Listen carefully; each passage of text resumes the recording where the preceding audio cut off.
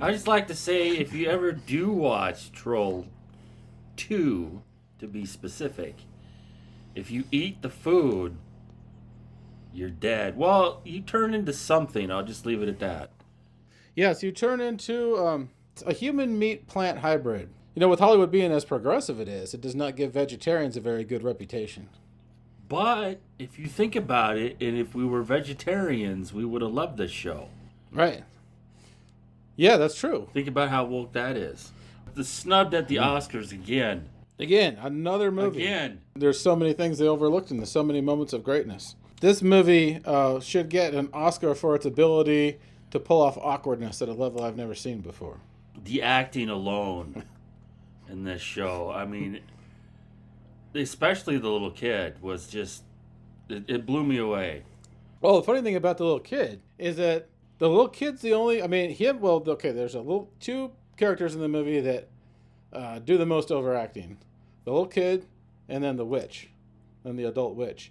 Now, the kid, it's not so much his fault because he's a little kid, so you can't blame him. But even the kid has like a radar for the fact that he should, even though he's going way over the top with it, at least the kid, it dawns on him that he should probably be using some emotion. Because the adults don't seem to have any reaction to things going on around them, no matter how crazy it gets. Yeah, I was wondering about that the whole show. The dad was supposed to be a real, like, good take charge guy, but he hardly said anything throughout the whole show. Yeah. Except get in the house. Yeah, the dad's all like stern and angry for no reason whatsoever. But he was quietly stern. Yes, that's true. Yeah. Yeah, he's very old school kind of stern. So this, because there's been a movie about the making of Troll 2, and he was a dentist that really wanted to be an actor.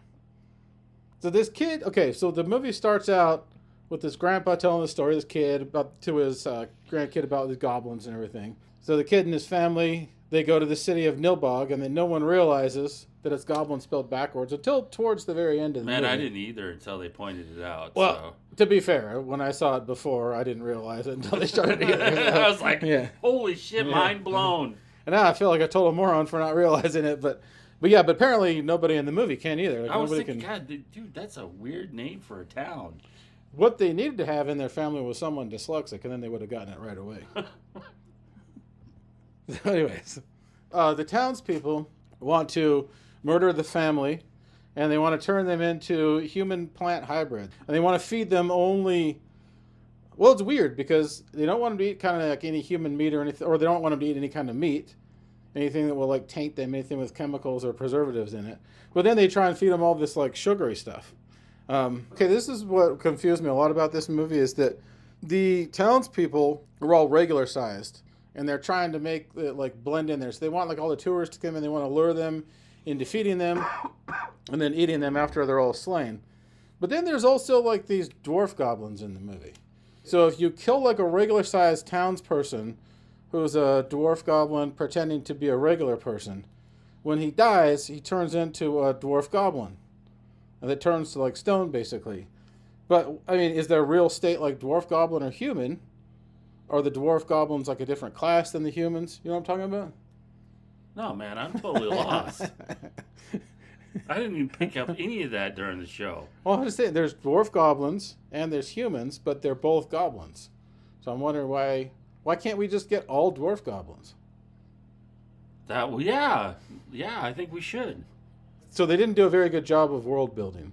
No, they didn't. Yeah. They didn't do like a Dungeons and Dragons thing where they build their character. And we get to understand like the different classes and races in the system, whether they're like a wood dwarf or a city dwarf goblin, etc. Yeah. Don't get the D&D people up going about this. If we made the wrong reference in D&D character stuff, we apologize. We know that D&D is a tight crowd. Yeah, I admire the.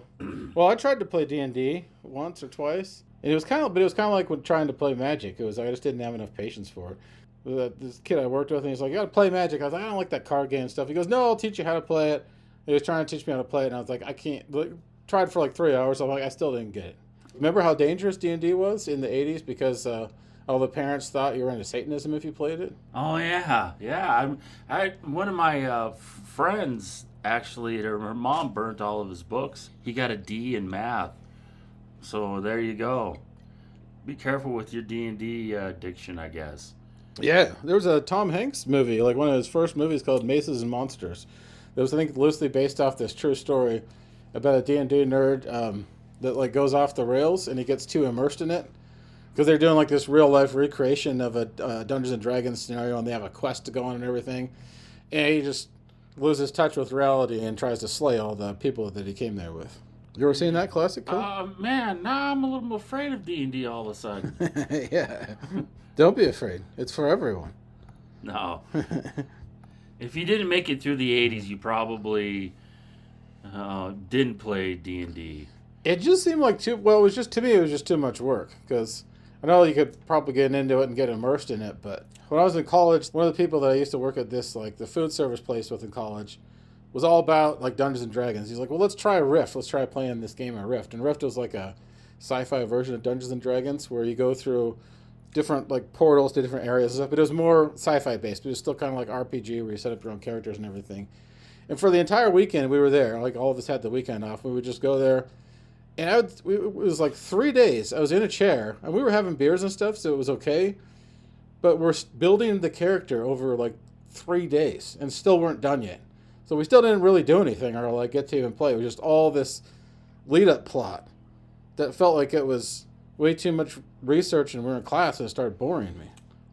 Like nothing happened. So I was just like, well, 3 days have gone by, and I've just created a character, and we haven't even played anything yet. So I'm sorry, I'm just gonna leave.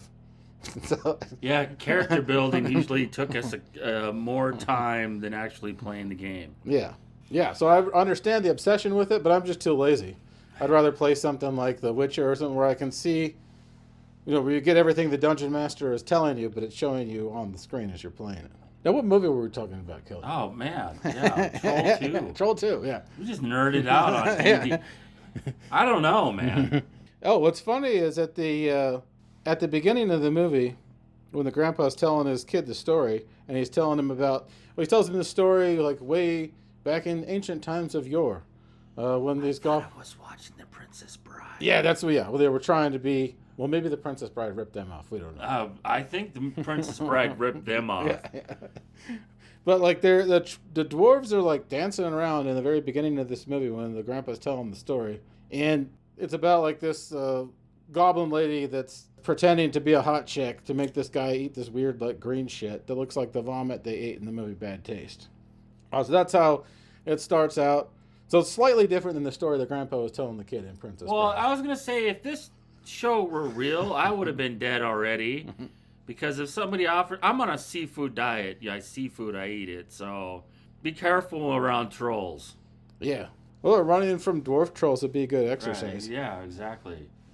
Okay, so I'm looking up like memorable things that we could... Oh, I know what struck out for me in this movie is that... I think that dwarf goblin makeup artists are overworked because you see different degrees of budget in the movie for the dwarf mask. Like one of the dwarves that's in one of the dwarf goblins that's in the front looks like somebody put him in a chair and spent like 4 hours putting makeup on him. Other ones, they said, we don't have time to do this. Just go to the Spirit Halloween store and we'll put some other kind of makeup over your face and we won't really secure it underneath your shirt. We'll let it flop around for a little bit. It's like they had one good makeup artist and the rest of them, they're like, close enough. Yeah. Close enough. It reminded me of the Planet of the Apes movies. In the Planet of the Apes movies, the first one was either nominated or got an Oscar for the makeup. And then with each, and I think it was the same guy that did the makeup for The Exorcist. And with each additional ape movie in the series, even though they were making the studio a lot of money, the studio didn't give them as much money because so many of the other movies the studio put out lost money. So basically they had to, Planet of the Apes was like one of their only money makers. And they still cut the budget for that, but they knew people were going to go see it. So the budgets kept getting lower and lower until we started getting, I think it was in like 3 or 4 where those masks were like super, they get progressively shittier as they get lower budget. But you can actually see them just like hanging loose and not even any like job of like putting some glue to like make them look like they're attached to the neck or anything like that. Man, you had to bring that up. Yeah. That's one of my favorite movie series. I know. It is. And it's a shame too, especially since the makeup in the first one was so great. The makeup in the Tim Burton remake with Mark Wahlberg is actually pretty cool, but the rest of the movie's pretty shitty. Was that Marky Mark? Yeah. Okay. Well, and the Funky Bunch. Okay, question, Kelly. This movie is like a huge cult movie, so would you travel like 3 hours outside of town to see this movie at a packed screening where maybe like they were giving away beer or something? Yes, I would. Yeah. I'd love to see this on the big screen. It's not a bad movie, but it's so bad it's good. Okay, Yeah, absolutely. That's what I'm trying to say. I mean, you have to take it for what it is. There's a reason why it didn't show up at the Oscars, but Yeah. it's still a good movie, especially with a lot of beer. It's an entertaining bad movie, but it would be more, definitely be fun with a crowd. Bad movies are great with a crowd. Like seeing The Room with a crowd would be fantastic. Oh yeah, with fans of the show, that'd be awesome. Are you kidding? Of course I would. We need something like the Alamo Drafthouse here. The Alamo Drafthouse is a place that they kind of have them.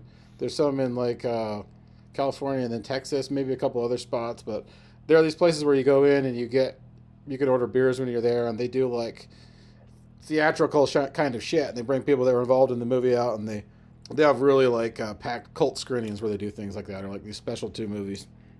But yeah, Troll 2 has inspired several like documentaries and short movies about the making of it's a kind of a cult movie phenomenon. I think there's like a book or 2 written about it as well. But yeah, so how do you think this ranks with like the cult movies that you've seen recently? Like, well, let's say like Velocipaster. How would you rank this up against Velocipaster? Ooh, now if I had to choose between the 2 movies, I would take Velocipaster. Yeah. It's hard to say. Well, Velocipaster is actually pretty awesome.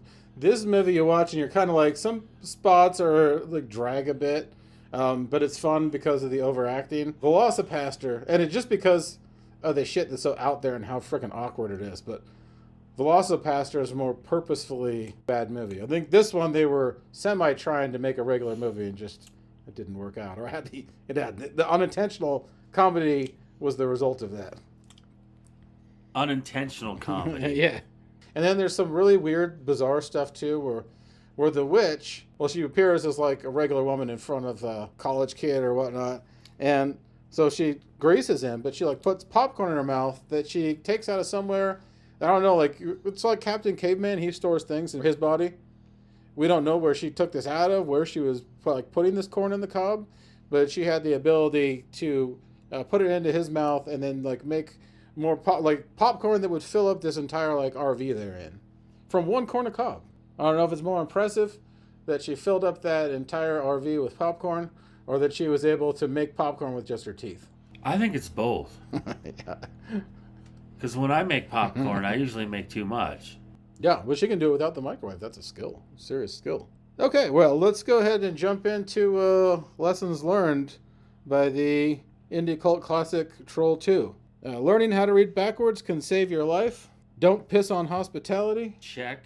Well, okay, check. Never trust a witch with braces. I was wondering about that. Mm-hmm. Well, you notice that like when she was in witch form, there were scenes where she had the braces, and then there was at least one scene where she didn't have the braces. Yeah, and the skateboard in the middle of the show is 2 different skateboards instead of 1. Right, there was like a glowing thing.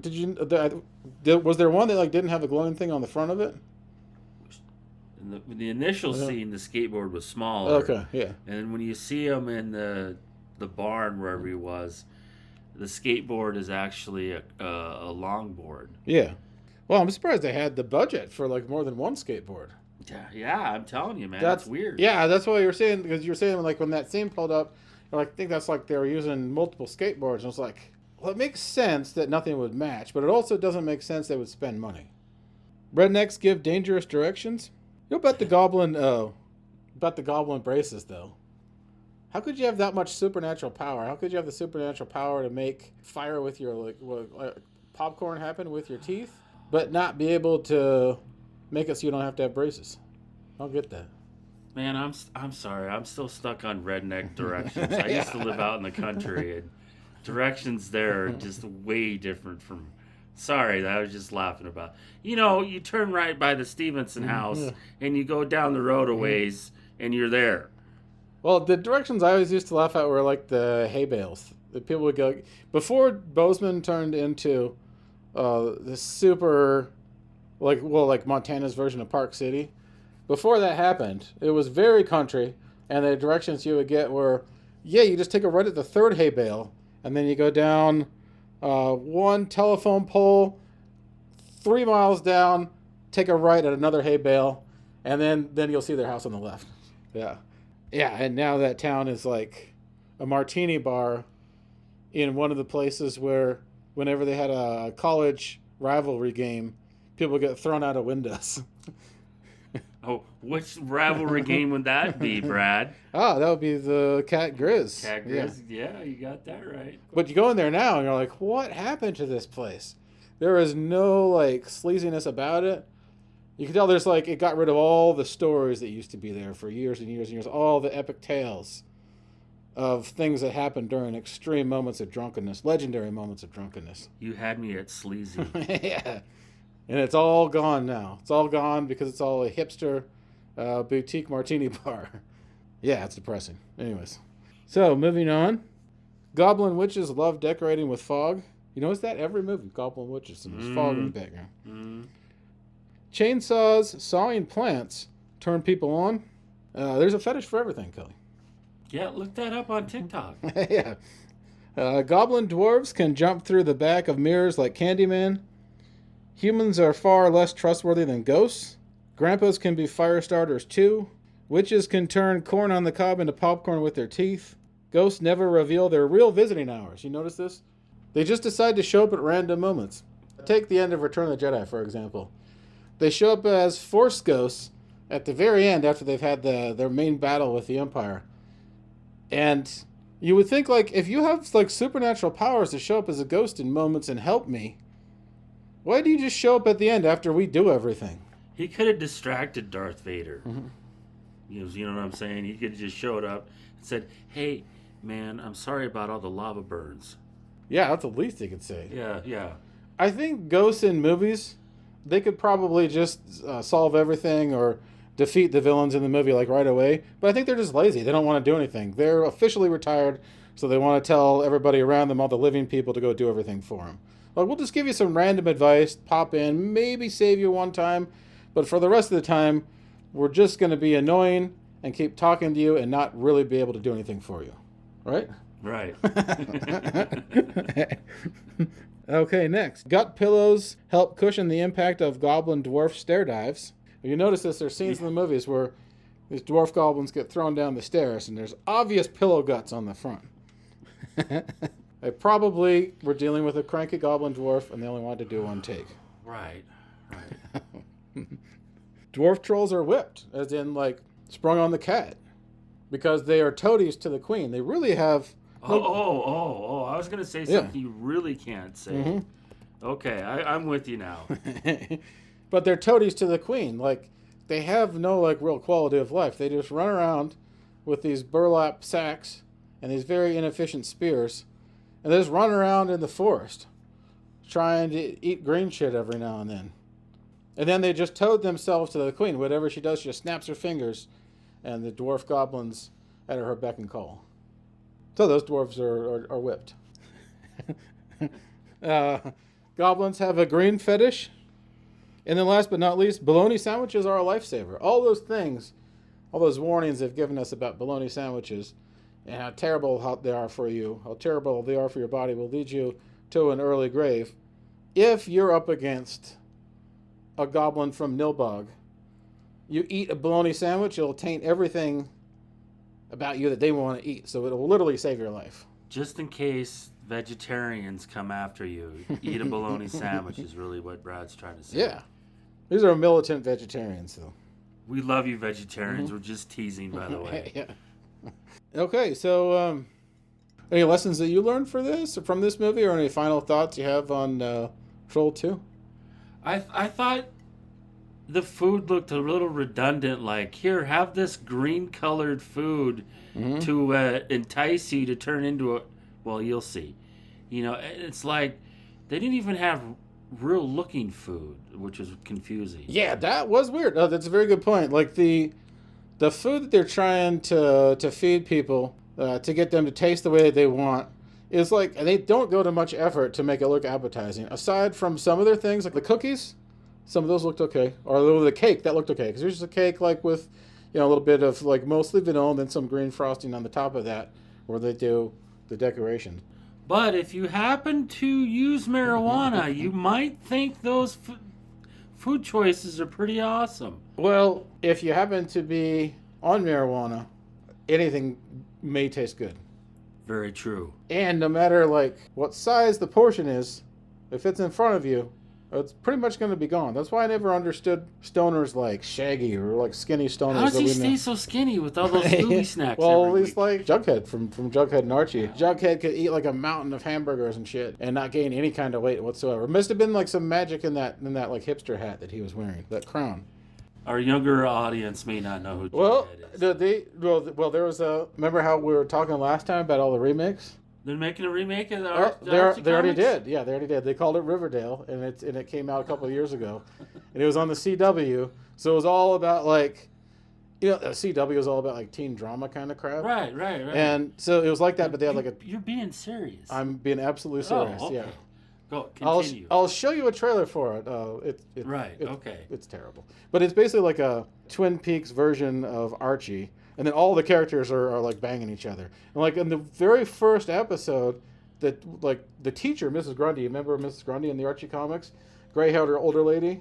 Oh yeah. And she was always kind of like she was always like pissed off. She was always upset about something. She was almost as angry as like Mr. Weatherby was all the time. But anyways, in the show, in the Riverdale show, she's this hot, like, milfy kind of like younger teacher. Well, maybe like early, mid-30s or something like that. But yeah, she's just really laying it on to the kid playing Archie in this movie. And like those people at CW, Kelly, I mean, they have no morals. There's a lot of I'd like to say a lot of things, but Yeah. you could only get away with an old female character You're absolutely doing that right. with a Yeah. male character. Mm-hmm. Which I think on any level is completely wrong. But to have it on TV, well, Yeah. that's what it's going to be. I had a Spanish teacher for 2 years, though, that was so hot, I only learned 3 words in Spanish. ¿Cómo te llamas? Where esta biblioteca? And me llamo Leonardo. That was Dame más, por favor. yeah. Muy poquito. But she would always wear, like, very revealing clothes when she came into class, and like all the guys were staring at her, and the girls kind of like looked over at the guys, and you could tell they were all pissed off because this teacher got a lot of attention. And then the teacher eventually started dating someone and getting serious because we started noticing hickeys, and then she started coming in with turtlenecks, and then she stopped wearing the revealing clothing, and everything, by the point when she got engaged, everything was covered up. All right, so I think that's it for Troll 2. I think that's it. Yeah, put a bow on it. That's Troll 2. We end our discussion about Troll 2 by getting into some weird sidetrack on Archie. Oh, we sidetracked into D&D really well. But I'll show you the trailer for Riverdale after this. You'll be like, right on. It is one of those things like when you describe it, you can't believe that it's real. That's like when I heard about it. But they make so much shit that doesn't make any sense nowadays. Nothing surprises me anymore. Especially after what they did with the new Scooby-Doo. Oh, there's no Scooby snacks? No, the new Scooby-Doo is called Velma. It's on HBO Max now. It's a show it's like an origin story about the Scooby-Doo gang, but it just focuses on Velma. No, Velma's the smart one. Right, so Velma's the smart one. Right. She's the only one that can figure everything out. Everybody else is an idiot, and there's no Scooby-Doo in it. Well, she loses her glasses. I mean, she's completely up the creek. It's true. Yeah, that was her kryptonite, basically, was the glasses. Yeah, because glasses were like half the size of her face. Yeah. But anyways, okay, so we'll be done now. All right, well, thank you for listening to our rant about Troll 2 and other things that I hope will make sense later on. And till next time, learn how to read backwards. And we'll see you. And, yeah. And you know what? Spam, bologna sandwiches, stuff like that. Always keep an extra can around.